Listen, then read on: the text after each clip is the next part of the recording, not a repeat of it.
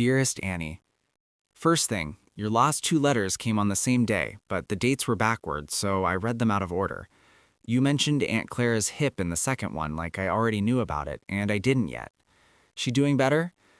Also, the package with the socks came, but the box was crushed and one pair was missing. I think somebody took them, which is fine. Everybody needs socks. Today was bad. I'm just going to say that up front instead of working around to it. We lost a man named Davis. I don't think I ever mentioned him to you. He was from near Pittsburgh, and he had a daughter, 4 years old, I think, or maybe 5. He talked about her a lot, but not in an annoying way. Some guys talk about their families, and it sounds like they're trying to convince themselves of something. But Davis just mentioned her the way you'd mention the weather, just facts. She's learning her letters. She calls the cat because they never named it. He told me that thing about the cat maybe 6 or 7 times. I don't know why he kept telling it. He died this morning. I'm not going to describe it. The thing I can't stop thinking about is he borrowed my pencil yesterday to write his own letter, and he chewed on the end of it. I remember being annoyed about that. I was actually annoyed at him for chewing my pencil, and now I'm writing this with it, with his teeth marks on it, and I keep turning it around in my fingers and looking at the marks. I was annoyed at him, Annie, yesterday, for something so stupid. That's a strange thing to put in a letter to your wife. I don't know what to keep in and what to cross out anymore. It rained today, too, real rain, for about 3 hours in the afternoon. Rain here sounds different than at home, heavier, like the water weighs more. That doesn't make sense, I know. Billy Farrow says it's because the soil's different, the clay or something changes how it sounds hitting the ground. I don't think that's right either, but Billy says everything with a lot of confidence for a kid who is 17 years old and has been wrong about nearly everything since I've known him. Last week, he told us Churchill was 6'4".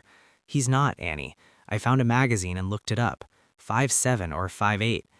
Billy just shrugged and said he looked tall. I like Billy. I worry about him in a way I don't think I'm supposed to. He's not my kid and not my brother, but sometimes when he falls asleep, he pulls his knees up and puts his fist under his chin like a little boy, and I have to look somewhere else.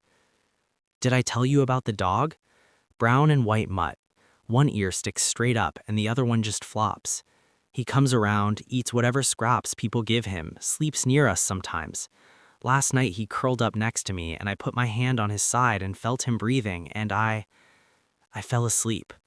That's all. I just fell asleep. First time in I don't know how long that I went under without having to fight for it. What else? The food is the same brown stew it always is. I've stopped wondering what's in it. You just eat it. It's warm and that's enough. One of the guys, Henderson, he puts hot sauce on everything, carries a bottle his wife sends him and guards it like it's made of gold. He offered me some yesterday and it was so hot my eyes watered and he laughed at me.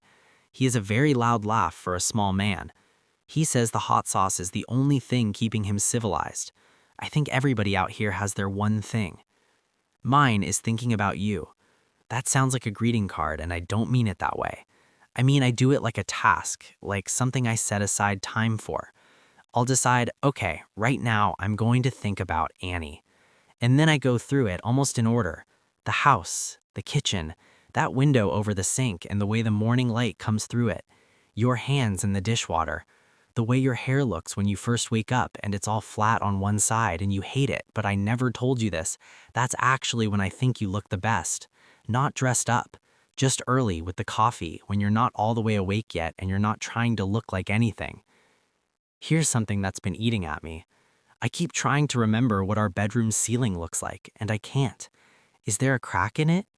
Above the dresser on the left side? I think there's a crack, but I might be inventing it.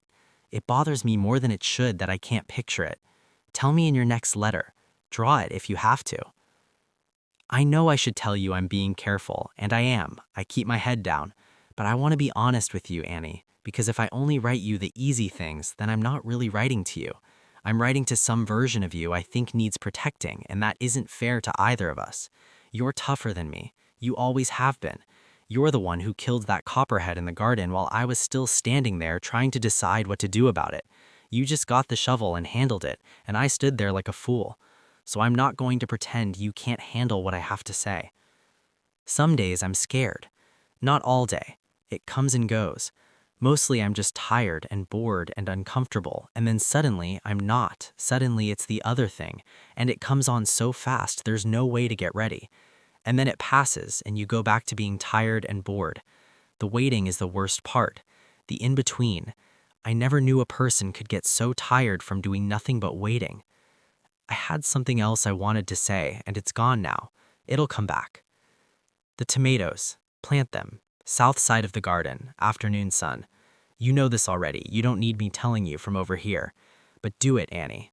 I want to come home to something that grew while I was gone. Something that happened, so it doesn't feel like everything just stopped and waited. This pencil is almost done. It's Davis's pencil, really. I should say that. I'm writing to you with a dead man's teeth marks under my thumb. Send butterscotch if you can get it. Billy likes it, and that kid could use something sweet in his day. Don't send more socks, I have plenty, and I think one pair isn't even mine. I love you. I'm not going to dress that up, I just do. Henry. P.S. I remembered what I was trying to think of earlier. It wasn't anything important, just that the stars here look exactly the same as at home. I don't know why I expected them to look different, but I did. Same stars, Annie. I checked.